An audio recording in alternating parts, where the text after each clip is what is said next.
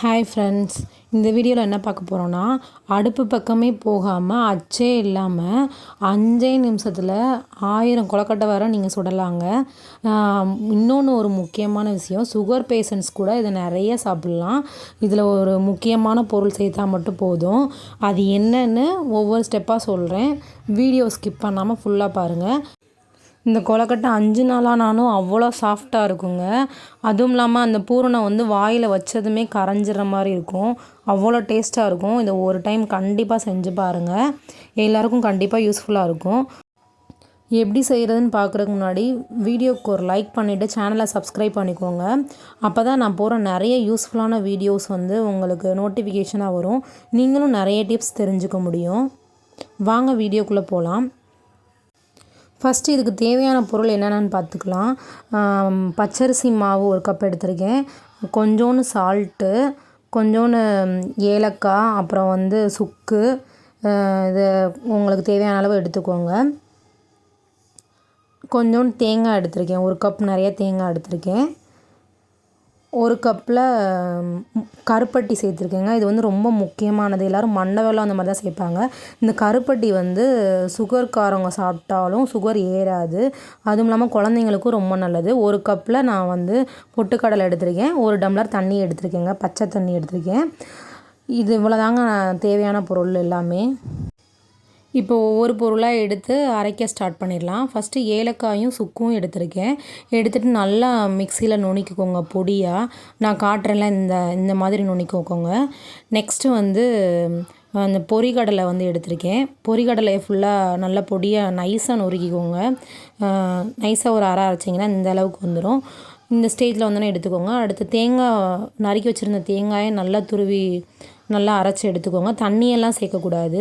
இந்த ஸ்டேஜில் அரைச்சி எடுத்ததுக்கப்புறம் கருப்பட்டியை வந்து அரைச்சி எடுத்துக்கோங்க. இது வந்து சுத்தமான கருப்பட்டிங்க.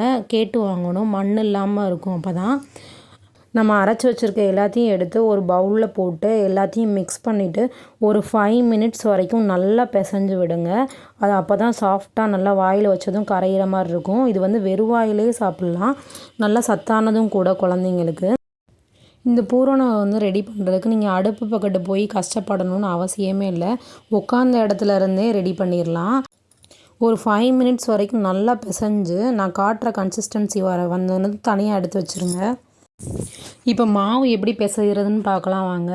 நான் 1 கப் மாவு தான் எடுத்து வச்சுருக்கேன். அதில் வந்து பச்சை தண்ணி தாங்க ஆட் பண்ணுறேன். லைட்டாக உப்பு ஆட் பண்ணிக்கிட்டேன். ரொம்பலாம் நீங்கள் வந்து மாவை வறுத்து சுடுதண்ணி வச்சு என்னென்னமோ மிக்ஸ் பண்ணி இந்த மாதிரிலாம் ஆட் பண்ண தேவையே இல்லை. வெறும் பச்சை தண்ணி மட்டும்தான். அதை நல்லா நான் பிசைகிற மாதிரி இந்த அளவுக்கு நல்லா பிசைஞ்சுக்கோங்க. கையில் வந்து உண்டாமல் வரணும்.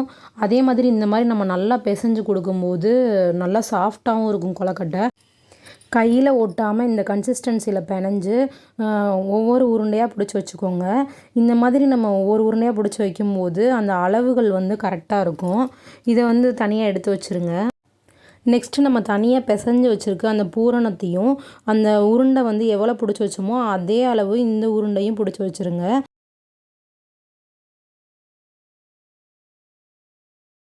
இப்போ அச்சு இல்லாமல் கொழுக்கட்டை வந்து அழகாக பிடிக்கிறது எப்படின்னு சொல்லித்தரேங்க. அதுக்கு வந்து ஒரு வாழை இலை எடுத்துக்கோங்க. இதில் வந்து நீங்கள் பாலித்தீன் கவரும் யூஸ் பண்ணலாம். நான் வந்து வாழை இலை தாங்க யூஸ் பண்ணியிருக்கேன்.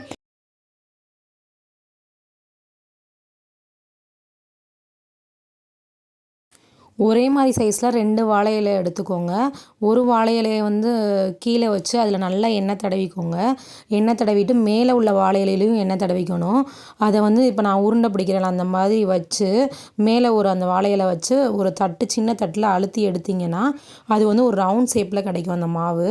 அந்த மாவும் அந்த வாழை இலையில் வந்து ஒட்டாமல் அழகாக வரும். நீங்கள் இந்த மாதிரி தட்டு இல்லைன்னா டிஃபன் பாக்ஸ் மூடியை கூட வச்சு அழுத்தலாங்க. அழுத்தும் போது இந்த மாதிரி கிடைக்கும்.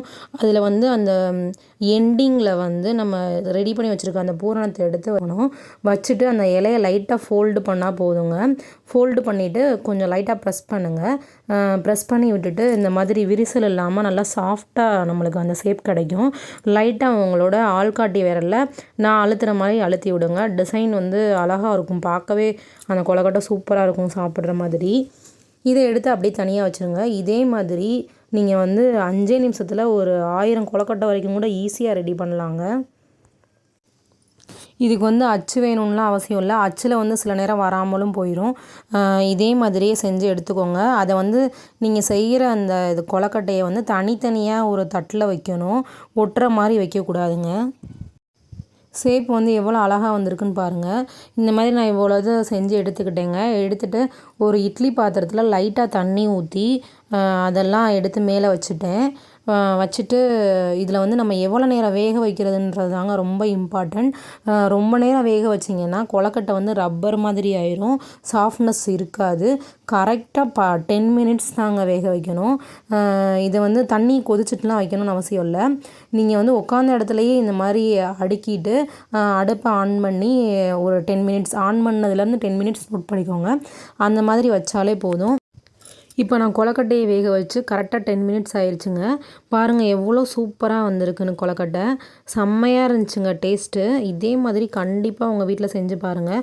அவ்வளோ ஒரு சாஃப்டாக இருந்துச்சு. நான் வந்து எடுத்து பிச்சு பார்க்கும்போதும் அவ்வளோ சூப்பராக இருந்துச்சு. ஒரு விரிசல் கூட இல்லை. இதே மாதிரி செஞ்சு பார்த்துட்டு எனக்கு எப்படி இருந்துச்சுன்னு கண்டிப்பாக கமெண்ட்டில் சொல்லுங்கள். இது சுகர் பேஷண்ட்ஸ் கூட நிறைய சாப்பிட்லாம். இந்த வீடியோ பிடிச்சிருந்தா லைக் பண்ணிவிட்டு சேனலை சப்ஸ்கிரைப் பண்ணிக்கோங்க. நெக்ஸ்ட்டு ஒரு சூப்பரான வீடியோவில் பார்க்கலாங்க. Bye bye.